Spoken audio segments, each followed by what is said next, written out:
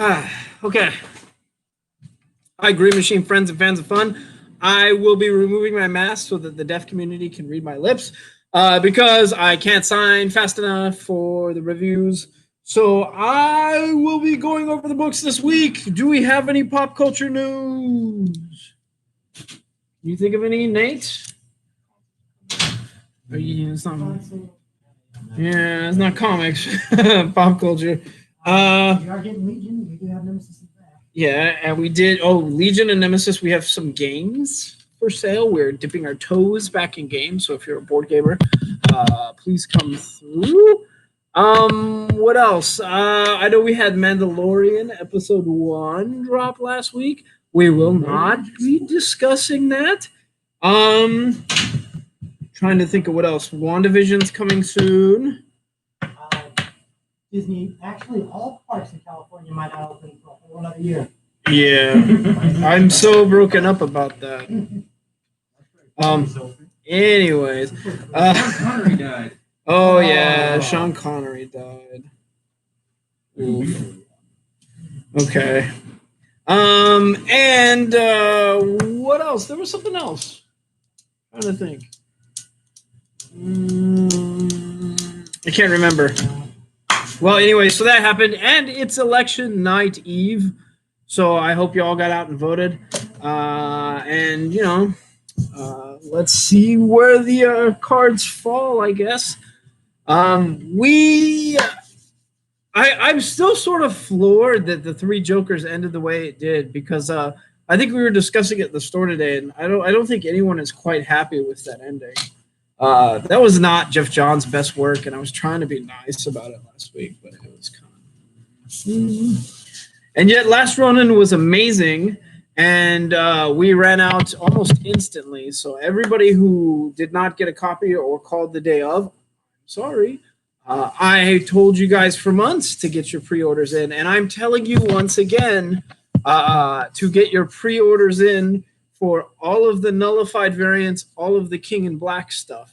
Now, I've told it for months upon months upon months upon months, and the first wave of the FOC is finished. So if you didn't get your order in time, and we had somebody call today about King in Black, you're probably going to miss out. So get your orders in for what's left for the next few weeks because it's going to be going on for a couple months. You still got time to get it on some of the later stuff. But if you wanted it on the first wave and you haven't put in an order for it, you're probably not getting it now. That's all I'm going to say on that subject. So once again, trust in us and order the nullified stuff. Next is TMNT, Jenica number 2. And we need to talk about this because, first of all, the artist, this is Bram Revel, and the editor, Bobby Curnow, and who was the story, art, and letters by Bram Revel. Wow, he did everything.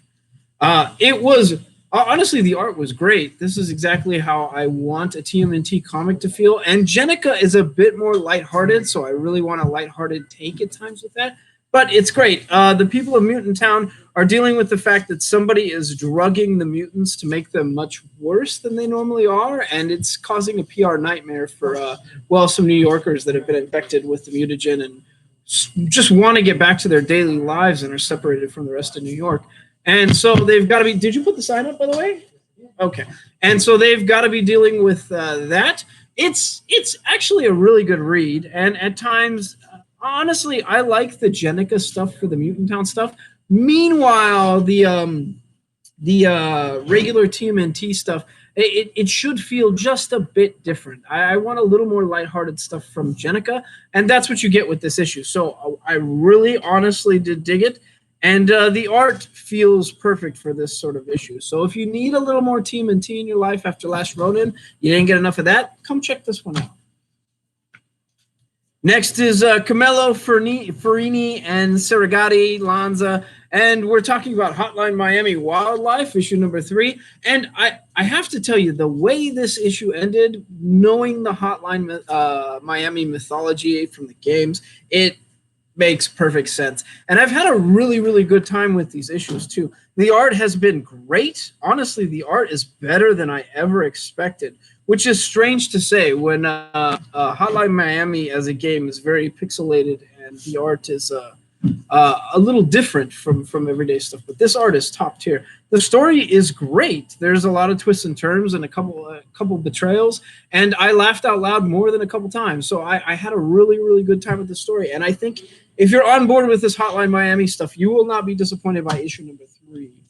Next is Neil Gaiman, P. Craig Russell, and we're talking about Norse Mythology issue number 2. This is Jerry Ordway, Laverne Knarsky, and Galen Showman. Now, I think I made it perfectly clear that Neil Gaiman's Norse Mythology book I read a couple years back, and while I did like it, I didn't love it because everybody, when it first came out, they heard that Neil Gaiman was tackling Norse mythology, and they thought maybe he was going to do what he'd already done with the Greek pantheon, with Norse mythology, and it wasn't the case. He was just retelling the old myths with his own brand of storytelling, and it was okay. Not his best work, in my opinion, either. And this, well, it's just another Norse myth. This is pretty much how Loki lost his head and how Thor got his hammer. It's pretty good, but if you know the old myths, you sort of know what to expect. The art was okay. I will say that the art is not my favorite thing about this book.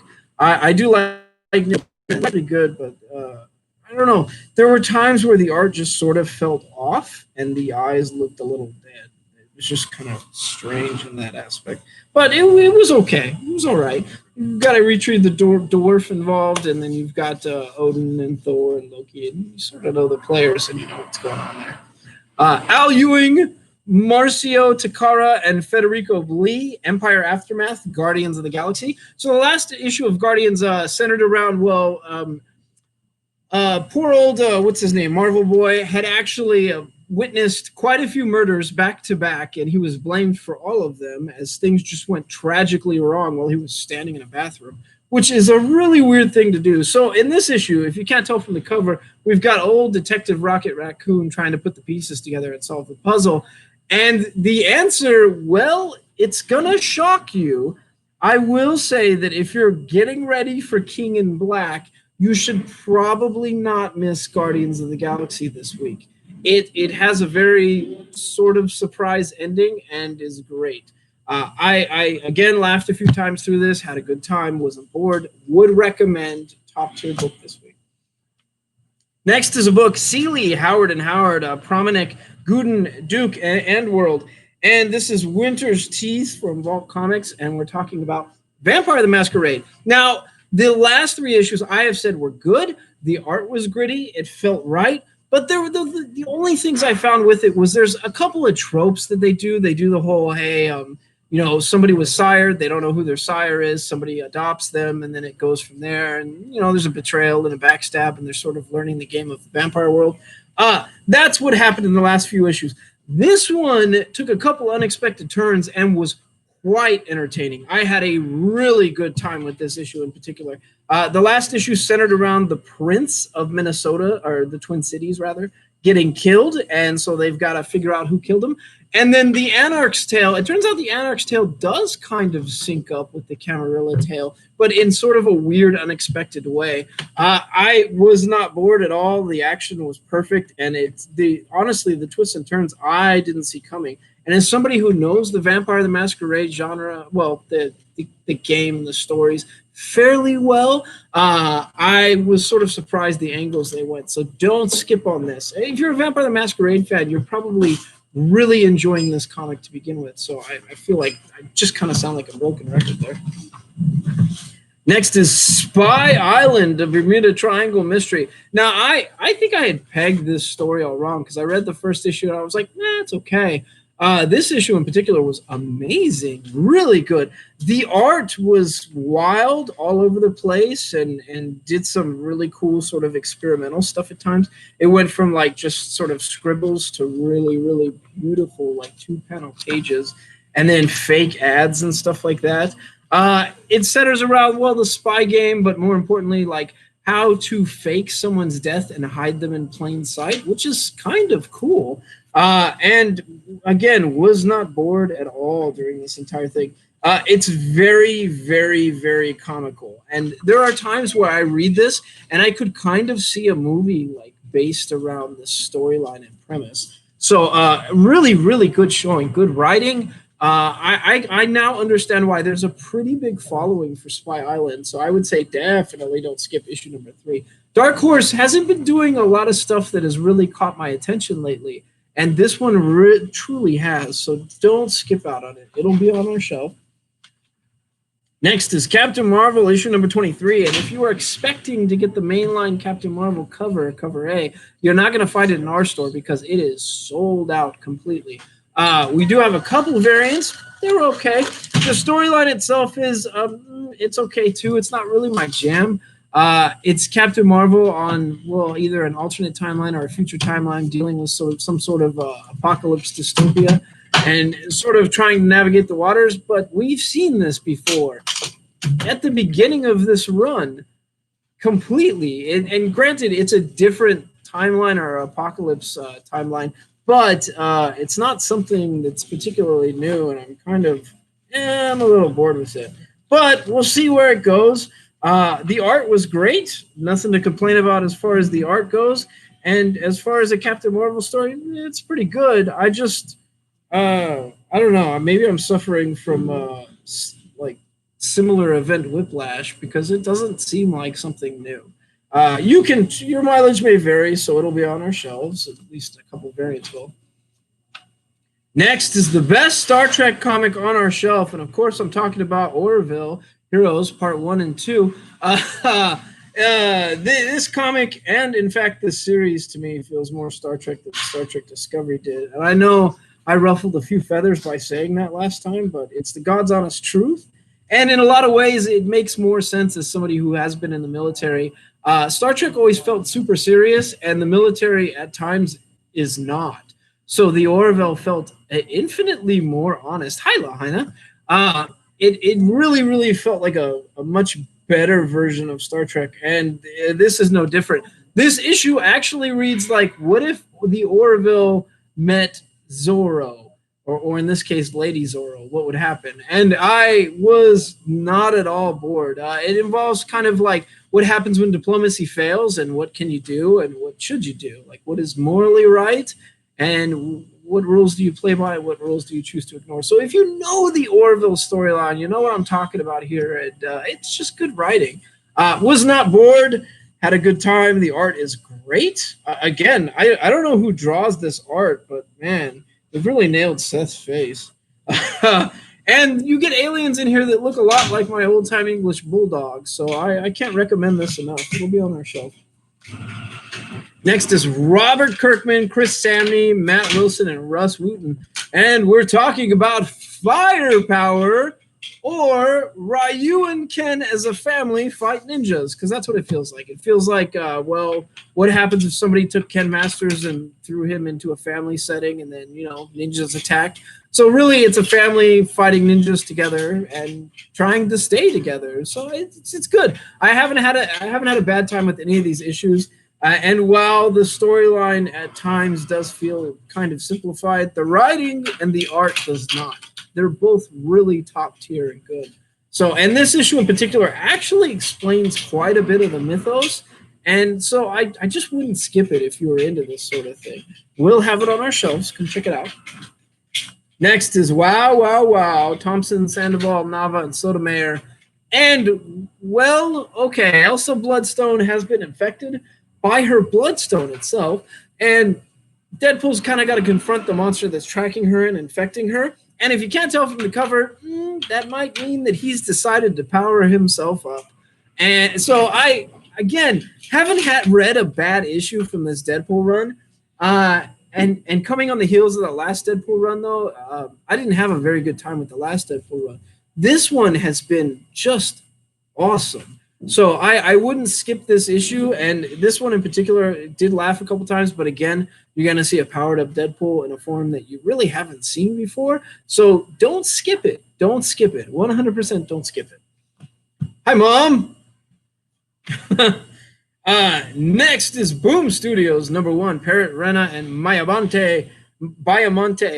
Stepped that name.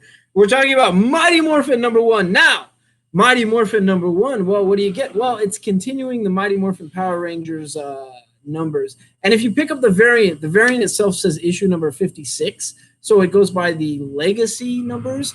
Meanwhile, this is a number 1, so it's a new run for a new artist writer, I believe.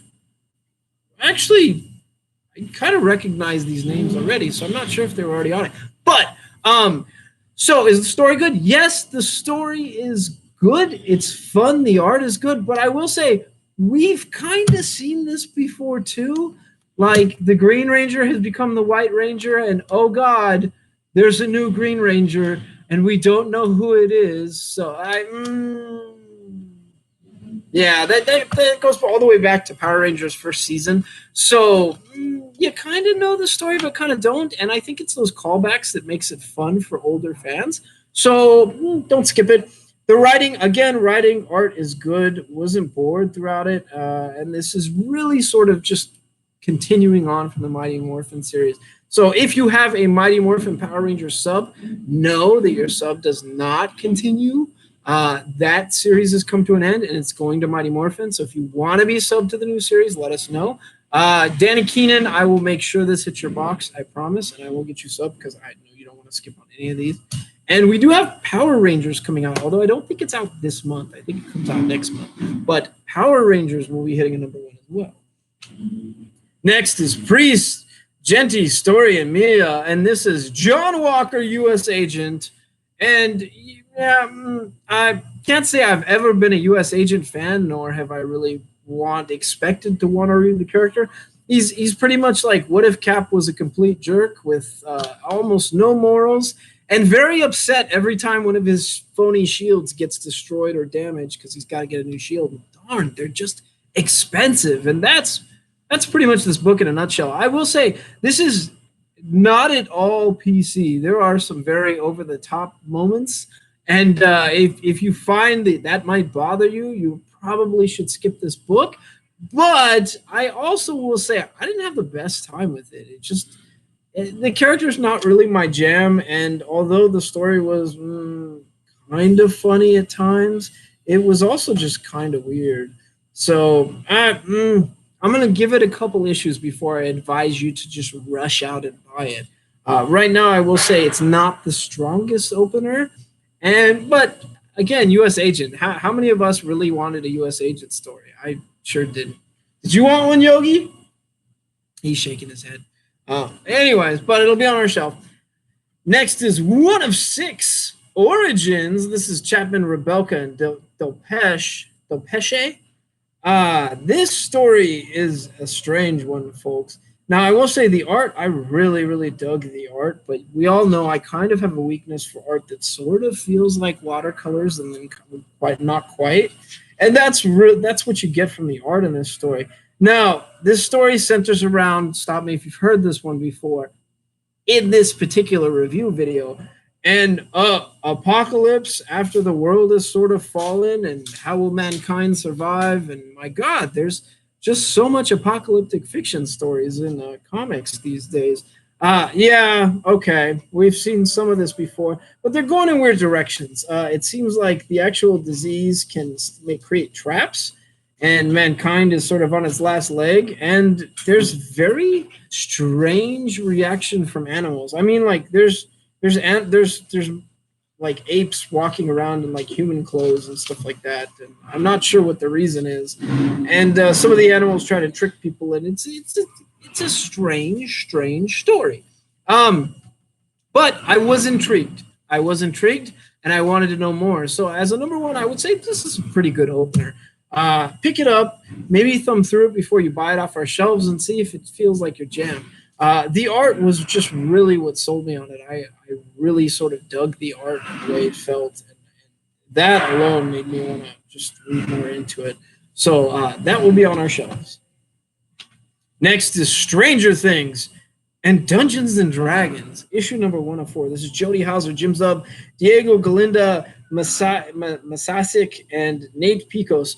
And wow, was this great. Now, we all kind of wanted to see the Stranger Things kids like full-blown in the Dungeons and Dragons universe, like full-blown Rick and Morty D&D sort of event. And we don't quite get that. What we do get is we get the birth of Dungeons and Dragons, and we also get the kids discovering the game for the first time.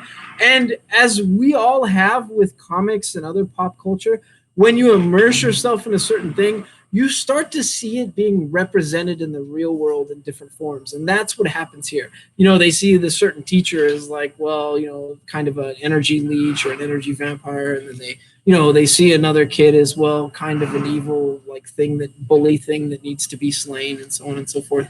And yeah, it's kind of cool. You also do get to see them meet Dustin for the first time. So as a Stranger Things fan, I was super into this. As a kid who grew up in the 80s and sort of had to hide his comic addiction and had to hide, you know, at times his video game addiction, it just felt right. It felt like the writing was reading to me. But we've talked about this before, and it seems like Stranger Things has out Spielberg. And so, yeah, this comic, as far as like the Stranger Things comics on our shelves, I will say this is the best that we've seen from them. And granted, it is sort of a slice of life story, but I had a really good time with it. So don't skip it if you're a Stranger Things fan at all. Next is Ahmed, Ferrier, Faucher, and Curiel, and this is Miles Morales Spider-Man. My God, Miles Morales Spider-Man. Now, I'm going to sound like a broken record here, but the art for Miles Morales Spider-Man is just awesome. It's so good. I am never bored with this art. This art is candy for your eyes. It will make your soul dance. It is great art. And the storyline, well, Cap shows up. And whenever Cap is in a Miles book, he's the Cap that I want. He's the Cap that I love. He's very by the book and sort of, you know, tries to call the shots, but at the same time tries to build up Miles so that Miles will call the shots. And that's really what I want when he's in the book. And so that's great. Miles himself and his family are dealing with people being infected with a Green Goblin serum. So they're all sort of becoming, I think they called them goblinettes or something. That's a weird name. But Miles's dad has decided that he needs to, well, has been ordered by Miles's mom to go help their son, rescue their son. So he steps up to the plate, and wouldn't you know it, Cap actually recognizes him from his SHIELD days. So that's great. The writing was great. The story was great. Wasn't bored at all. And I will say again, the end of this book has a rather giant twist. So I would not skip this book at all. Come pick it up. It's great. This is some top stuff for Marvel right these days. Tell Yogi his hat is crooked. It wasn't, but now it's crooked. I think you mean the sword on his hat is crooked. Going into battle. Next is Soleil, Rosanas, and Rosenberg, and we're talking about The Will of Tarkin, Prey, Star Wars. Now, we need to talk about this book for a couple of reasons. One of them is the variant is not going to make it on the shelves because I'm taking it. And that's because this is a Christopher Nolan action figure variant of Lando, who is absolutely one of my favorite Star Wars characters. So that's not going anywhere but in my box. I'm sorry. I'm taking owner's right here. Owner's right. Owner's right to first night. That no. Sorry. Prima Bukta. Yeah. But I will tell you that this story is awesome. So if you don't know what's going on with the story, this takes place in between Empire and The Last Jedi, or Return of the Jedi. Empire and Return of the Jedi. My brain has stopped. It's a 10-year gap, right? And yeah, a lot of people don't know that there's that much of a gap. So there's a lot of room to tell a big story. And this story centers around, well, one of Tarkin's old I wouldn't say advisors, assistants. And she's sort of been given a direct task from Darth Vader to go root out the rebellion and track on Skywalker. And I will say the character that they introduce and the way she looks is really badass. Think a very Vader-inspired character that honestly, at one point seems to be able to keep up with Luke Skywalker. Meanwhile, you've got Luke Skywalker running around with the Sentinel's lightsaber, which is weird, but it's nice to see the Sentinel Saber used for something other than background stuff.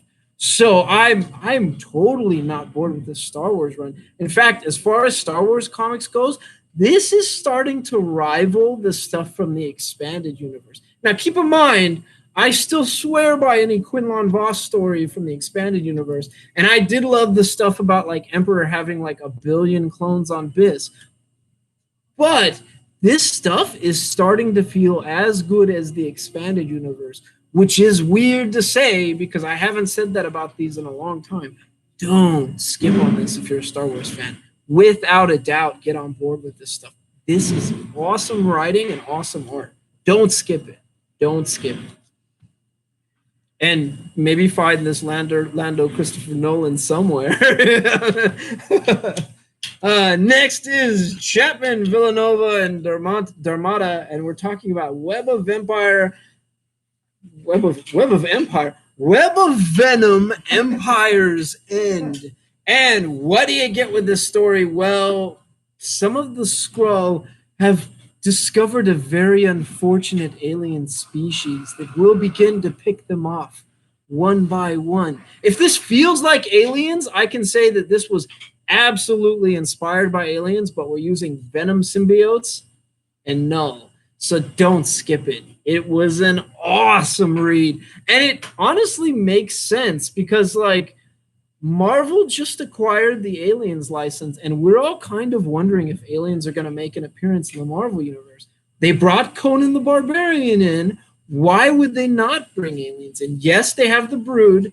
Yes, they have symbiotes. But let's see what happens when we have a whole bunch of stuff like that. Can you imagine a Venom Xenomorph? Oh, Venom Xenomorph. Oh, God, Ooh, that's right. that's nasty. Because they would acquire any genetic makeup that does. Yeah.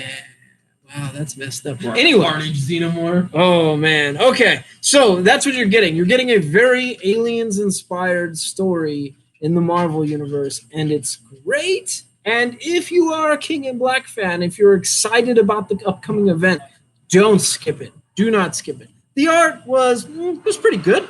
It was pretty good. I mean, it's hard to complain about a Marvel book these days. It seems like all their artists are really dialed in. Next is The Boys, Dear Becky, issue number 6. And, well, we know that somehow Huey got found out about reading, old Billy Butcher's diary, and which is all types of weird that Butcher kept a diary. I have no idea why that happened, but the Butcher is such a really twisted character. Now, keep in mind, Vought has been struggling with the fact that, there might be another group with superheroes that might rival their own, and they actually sent some soups to sabotage that and maybe beat up their soups, and the Boys intervened in the last issue. So, well, did it work out the way they wanted to? Obviously, the Boys, probably not. But is the writing good? The writing is great. There's nothing wrong with this Boys run at all. This is exactly what I wanted. It picks up where the series left off, and the art is, well, it's the same. It's exactly how the art was in the old Boys series, and I have nothing to complain about. So if you want an extension of the show, Dear Becky, I probably wouldn't jump in on this issue in particular. I go back a couple issues, but Dear Becky is a really, really good one. Although you might be a little confused because, well, it doesn't play out exactly like the show. We have people that don't understand that a lot of that's different. Keep in mind, I will say the show is as good as the comics, which that's almost blasphemy for me to say. So if I say that, then it's pretty damn good. Next is Pack, Endindido, Gill, and Rosenberg, and we're talking about Atlantis Attacks.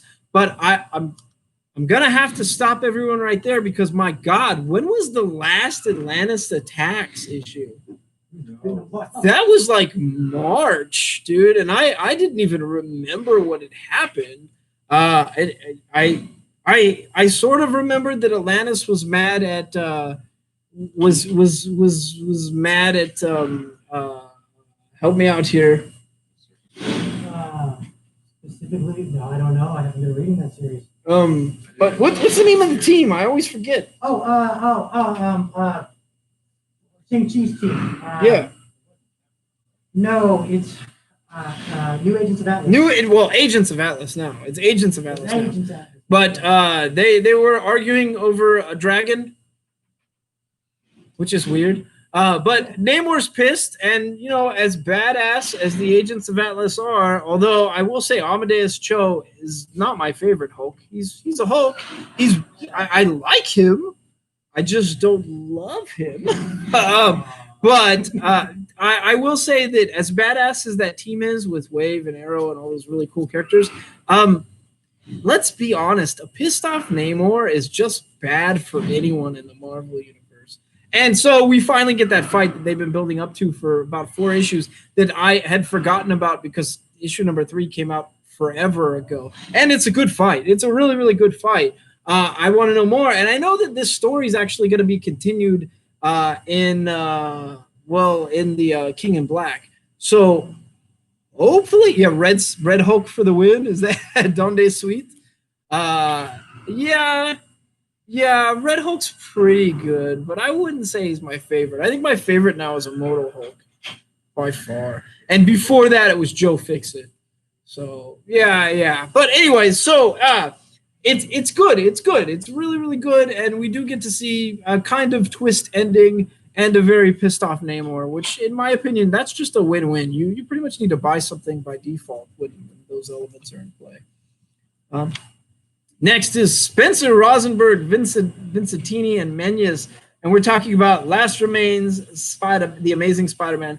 Marvel, stop doing this. 51.lr. Why is it .lr? Because it's a continuation of the Last Remains, or Last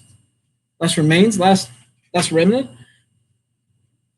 I've forgotten the damn name of this event, but they started other books that were sort of the extension of the Amazing Spider-Man books. The problem for comic shops is then we have to go back through and hunt through our list to figure out who gets these books because it's technically starting a new comic line in our system. Marvel, stop doing that. Just use the books that are on the shelf or make an event book, but whatever is just strange. Keep in mind, it's not as bad as what Diamond does, which I think they had like XOSEMP tagged onto comic names, which is just weird to track. But please just leave them in the mainline book or start a separate event book. But these weird numbering systems, it doesn't work out for us. Is the comic good? Yes, the comic is great. The art is great. And, well, we're building towards a fight between two characters, which the character that's picking a fight with this other one is not good. And it's harkening back to Straczynski Spider-Man, where you don't really mess with these characters. If you know what I'm hinting at, you know what I'm talking about. But the other things you get in this book is, poor old Black Cat has finally been found out that she's been stealing from the Sanctum Sanctorum. And Doctor Strange is none too happy about that. So we've known for a few issues she's been robbing him almost regularly, which is kind of funny. So yeah, don't skip out on that for this reason alone. Next is an awesome book. Thompson, Casagrande, and Belair, and my God, I have really, really fallen in love with this art, and this storyline has been all strange for all the funny reasons. Black Widow is not herself, so much so not herself that they find her in San Francisco, being accidentally filmed by a news crew with the family, including a baby and a husband, and she doesn't really know herself.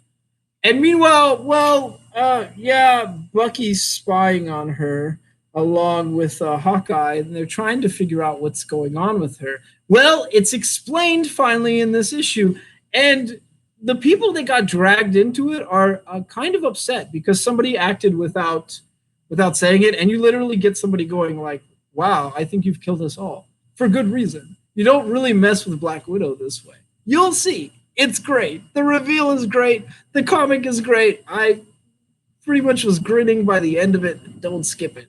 This one is awesome. But this Black Widow run has been so much good. It's so staunchly different from 2 runs ago, which was such a weird and kind of grotesque topic. This one is just awesome. And it feels right. I mean, from the very beginning, something's been off with her. I mean, her accidentally getting caught on film, that's not normal for her. So yeah, don't skip out on any of this. This is exactly what we want out of Black Widow. Please read this. Next is a really awesome cover that got damaged by Diamond. And it was our only damaged book this week, wasn't it? Yes, it was. The only one. And no books missing from our shipment. No. From Diamond Comics. Everybody make a wish and buy a lottery ticket because this is the luckiest day ever. 3 years we've been open, almost 3 years, and we've never had just one damaged book from Diamond and no books missing. This is the moon and the stars have aligned somehow, like something weird has happened. Keep in mind, DC through Lunar has given us all our books every single time, and we only had one damaged book in the last 6 months. So that's all I'm going to say on that. Immortal Hulk is awesome. You're right, Don. Immortal Hulk is awesome. And if you don't know who Don is, you should be watching my stream because he's been playing poker with me nightly. It's been pretty awesome. Yes. So we're talking about the Avengers, and we have these really I can't even talk right now. These really, I tried to combine awesome and indigenous. Awesome indigenous covers, which, who is doing the art? It's Reggie. Reggie. I don't know that guy's name all that well, but maybe I should because these are kind of awesome.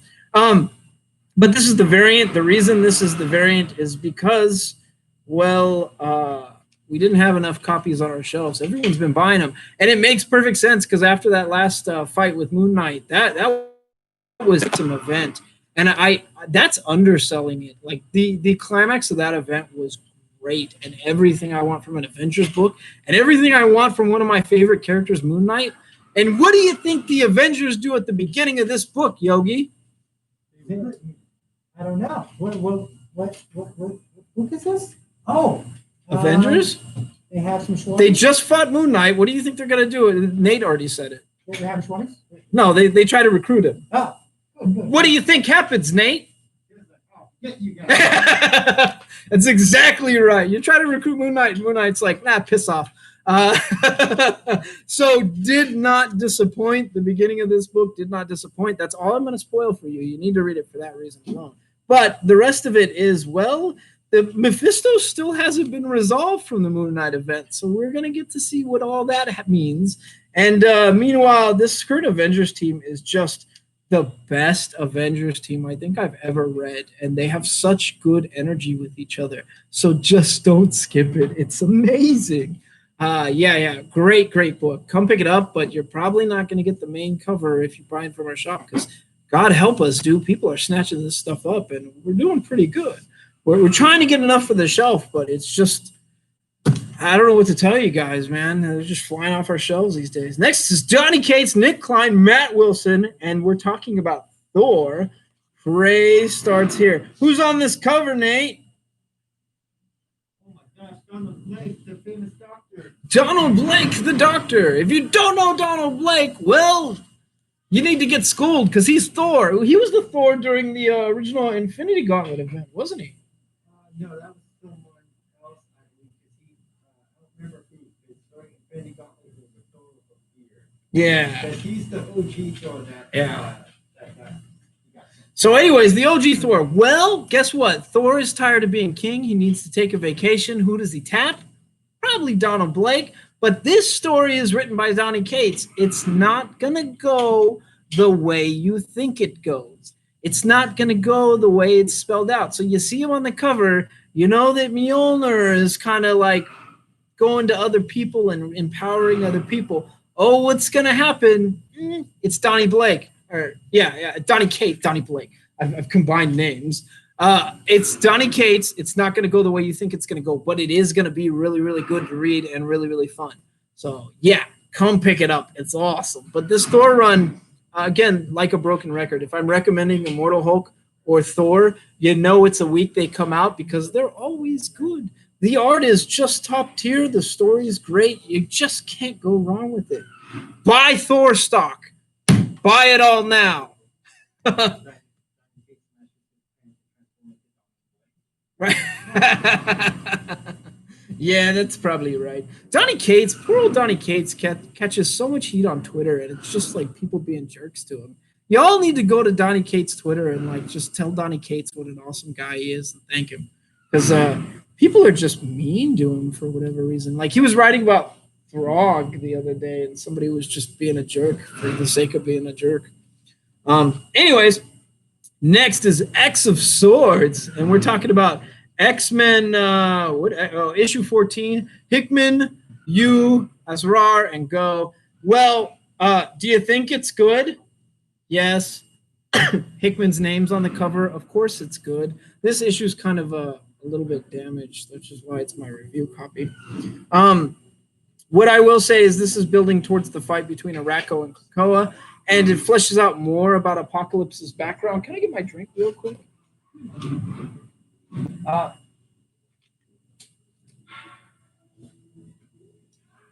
Got a throg in my throat. But it's fleshing out more about his wife and his origin and what happened in those days and what his wife wants, which is kind of shocking, but not really unexpected. So yeah, and this is all building towards the big fight between swords and everything, and you've heard it all before. But it's great. It's great. Hickman hasn't written a bad book, and I'm not bored. And as someone who was never really into the X-Men or the mutants, I am so fully on board of the hype train. I'm the conductor on it these days. I love it, and I recommend it to everyone, and come pick it up. And let's talk about my favorite of the X books. And that, of course, is, well, issue number 14 of Marauders, which is also an X of Swords tie-in. And the reading order this week would be X-Men before Marauders. If you can't tell, Storm is dancing with Anubis, who is actually one of Apocalypse's kids. And Anubis is the Egyptian god of death. And so the last issue centered around tarot cards. And, you know, this issue really does have Storm dance with him. And she comments how she's danced with him her whole life, which is just really good writing and quite beautiful. And, you know, that's not the only great thing about this. I was not bored at all, and I loved it. And, you know, Jerry Duggan's really gone above and beyond with this story. But this Marauders stuff, like, it's never boring for me. I think that's my favorite team these days. But, you know, I'm kind of partial to Duggan. Caselli and Delgado are also on this book, so good ups to them. And come pick it up. It's amazing. Next is Wolverine, Black, White, and Blood. I didn't know what to expect, but I did, again, see Jerry Duggan's name on this. So it's Duggan, Kubert, Shavli, Rosenberg, Cassara. Wow, Rosenberg's on this. Cassara, Martin, and Guru Effects. And what do you get from this? Well, you get mostly black, white, and red, like a newspaper. Stories that all center around Wolverine. So you get really just a bunch of storytellers' takes on Wolverine and a bunch of like side stories, and it's great. Honestly, you know, over the years you've read Wolverine comics like this where they've just sort of parsed out stories and kept going with it. You know what to expect, but you're never really bored because he's just everyone's favorite scrapper. So that's what you're getting from this, and it's honestly 3 really, really good stories. I think 3, maybe 4. But just really, really good stories. And I would say don't skip it if you're a Wolverine fan. Next is Year Zero, Benjamin Percy, Juan Jose Ruiz, and Frank Martin Jr. And, wow, I'm going to say a lot of things about this story. The art was great. The story centers around a zombie apocalypse. But I will say that it's very, very clear that Benjamin Percy is really inspired by Max Brooks' World War Z, because there are pretty much things that are tied to the actual World War Z book. Now, if you only know World War Z from the movie, you probably won't know these things, but the actual World War Z book is centered around a bunch of stories of survivors describing how they survived the zombie apocalypse. And one in particular was like from a village of people that had lived in houses and trees, so tree houses. So it was more difficult for zombies to get up there and stuff like that. They tapped sort of all of that stuff. And, you know, there are people that are very brutal in the apocalypse and feel like, you know, putting people down is probably a better thing for them than letting them turn into zombies. And as dark and as sinister as that is, at times that makes sense. So it's really, really good writing. Benjamin Percy is very definitely inspired by World War Z. I am going to say that. That's apparent, but it's not boring. And as somebody who writes zombie apocalypse fiction, I loved this. It was great. It was a great opener, and I couldn't wait to see more. So it's Upshot AWA, and Year Zero was an awesome zombie comic, and that will be on our shelves. So come pick it up. Next is Emma Kubert, Rusty Glad, and we're talking about Inkblot, issue number 3. Will we ever find out what the Magic Cat actually is? Well, yes, you'll find out in this issue. It's finally explained. And yeah, really up until this, we've just sort of seen this cat pop up in other stories and cause a little mayhem or witness a little mayhem, but a bunch of weird stuff seems to happen around it. That's all explained in this issue. And it's done with this really cute sort of cat. It's sort of, whose art feels very out of place for all the other stories it winds up in. Not bored, a lot of magic, a lot of sorcery, a lot of fun. If you like fantasy with a dash of mischief, this is your jam. If you like cats, this is your jam. So come pick it up. Next is a book that, wow, it is wild. Donny Cates, Jeff Shaw, Dee Cunniffe, and John J. Hill, and we're talking about Image's crossover. Why is it called crossover? Well, it's called crossover because what would happen if actual comic heroes showed up in our world and they caused mayhem and a bit of destruction and did their usual fights, but in our world? How would we cope? Would they still be celebrated things or would they be shunned?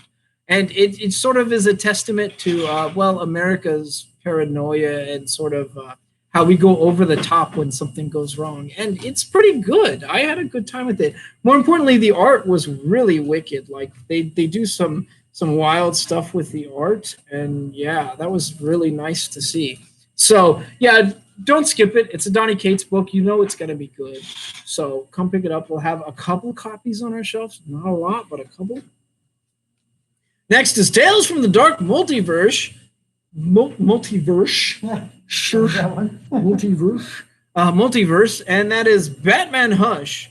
Batman will Batman the Silenced will be heard. This is What If Batman Became Hush? Full stop. That's the story. Okay. Yeah. As far as Tales from the Dark Multiverse, this was the simplest one, I guess you could say. It was all right.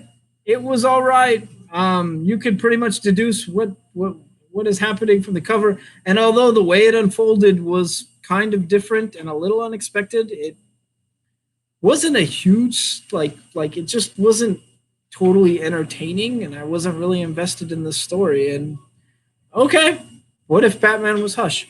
That's a book. It'll be on our shelf. Next is Strange Adventures, the Director's Cut, issue number 1. What do you get with this? Well, you get a bunch of sketches and you get sketches and some of the script that Tom King has written, and really it's more like a peek behind the curtain of what making comics is like. So I was really interested in it. But if you've already picked up Strange Adventures and you're not interested in sort of that behind the scenes kind of thing, this probably won't be your jam. Anyone else, you might be super interested into this. If you want to break into comics and maybe learn how to read and write your own comics or how to approach stuff and what it's supposed to look like, this is a great book for that. Also, you get a little bit of insight in the story. But yeah, it's pretty cool. Next is Bendis, Walker, Godlewski, and Iltab. And we're talking about, everybody, sad face, the last issue for Young Justice, which doesn't make sense to me at all. Justice League Odyssey, that being canceled, I understand. A lot of other books being cut, I kind of understand. You trim the fat.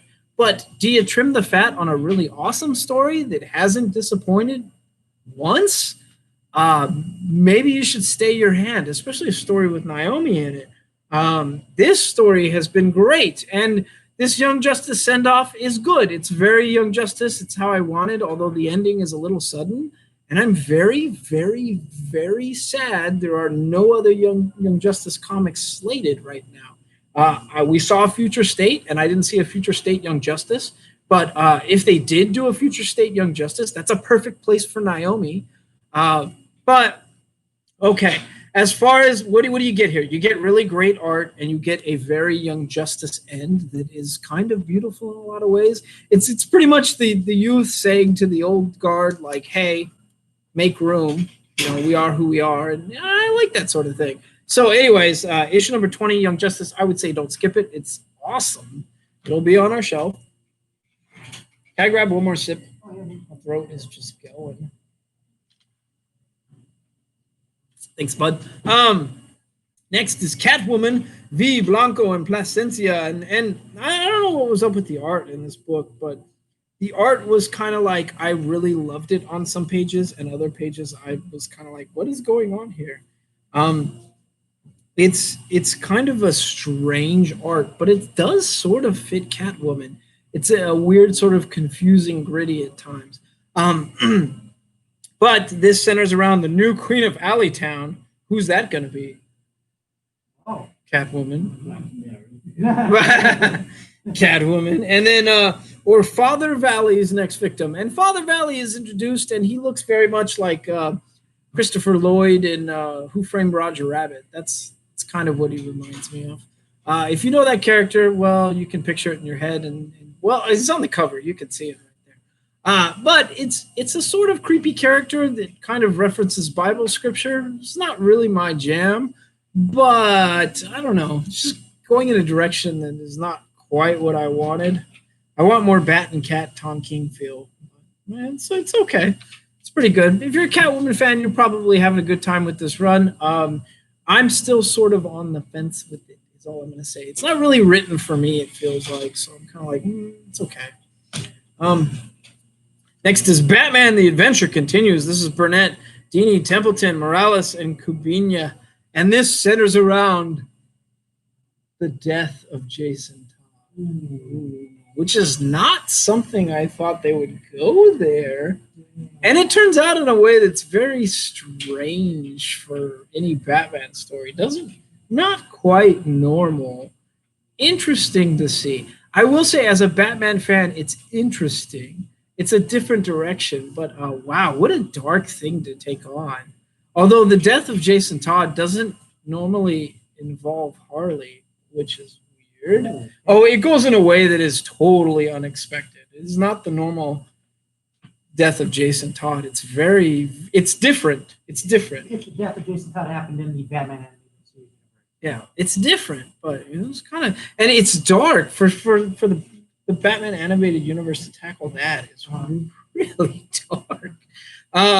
But it's good, and I would say don't skip it. I had a good time with this. Next is DC's Dead Planet, and this is Taylor. Oh, we're going to have two Taylor books back to back. Taylor, what name is that? Hersini? Baldacini? Hersini, Baldacini, and Barreto. And we're talking about DC's Dead Planet issue number 5. Now, as far as DC's titles go, I'm actually liking this run better than the original DCeased run, which is saying a lot. I love the DCeased run. I didn't like a lot of the spin-off stories, which I think there's only 2. But this one has been awesome. Mostly because it centers around Constantine doing what Constantine does, which is a whole lot of, well, I'm going to do what needs to happen versus what, you think should happen from a hero. Because he's kind of an anti-hero in most ways. So it's good, it's brutal, it's fun, and it's really everything I want out of a DC run. Are they going to put that world right? That's what we're all waiting to find out. And, well, you get a lot of Constantine being Constantine, which is just good and fun writing. So don't skip this one if you're a DC fan this week. It's great. We'll talk about another one that you shouldn't skip this week because it's great. And that is Tom Taylor and Derek Robinson with Diego Rodriguez, and that is Hellblazer Rise and Fall. Now, I did say that I liked the other Hellblazer book on the shelves right now, the main run by Spurrier, I think it is. Just a tad better than this opening issue, the opening for this one. But this is book 2, and I got to tell you, book 2 was awesome. Really, really good. We finally figure out what's going on with the wings and why they're missing and why some people are cut. We also get some background into John Constantine's origin and how he came to be and what got messed up. And there's a lot of betrayal and darkness. And there is the most Constantine moment I have ever seen in comics ever in this issue. And I showed it to you, Yogi, and you loved it. But it's perfect writing, just perfect for that character. And it will definitely make you laugh out loud. So 100% across the board, if you are remotely a John Constantine Hellblazer fan, you should absolutely be picking this up. If you're a Justice League Dark fan, pick this up. If you're I don't know. If you just even slightly like the magic system in the DC universe, go and pick this up. It's great. It was a great read. And I'm not entirely sure you need to read them. I would say maybe don't skip the first one, but I'm not entirely sure you need to read it to just sort of get in on the fun with this issue. But maybe go back and get the number 1 too. I don't know if we have any copies left. We might have a couple. But don't. No, we do have a couple. We do have a couple. Okay. Don't skip it. Whatever you do. This was just an awesome, awesome read as a DC fan. So don't skip it this week. And that's our show for this week, right? Anything else? We good to go? I think we're good to go. I think we're good to go. I'm going to make it a point to write down pop culture news throughout the week because I feel like I'm failing at the beginning of this because I can't remember a single thing. You know what it is? It's all this election fever that's going on. Or political election fever. This is how tired I am. I'm mashing words together. And it's all that stuff going on that's just sort of distracted me from, what's important. And that's entertainment and fun. So we've got you covered on that end. So if you're worried about the world and where everything's going right now and you need a little escapism, come see Green Machine Comics. We're here for you. That's our show for this week. We will not be doing a second show. We got our whole shipment on time. So if you want your books, come down tomorrow on Wednesday and we will have your books. Take care, everyone. All right, let me end that. Our live video. Save that, and let me end the last stream. And Nate, that Vegeta pop that song was that you, right?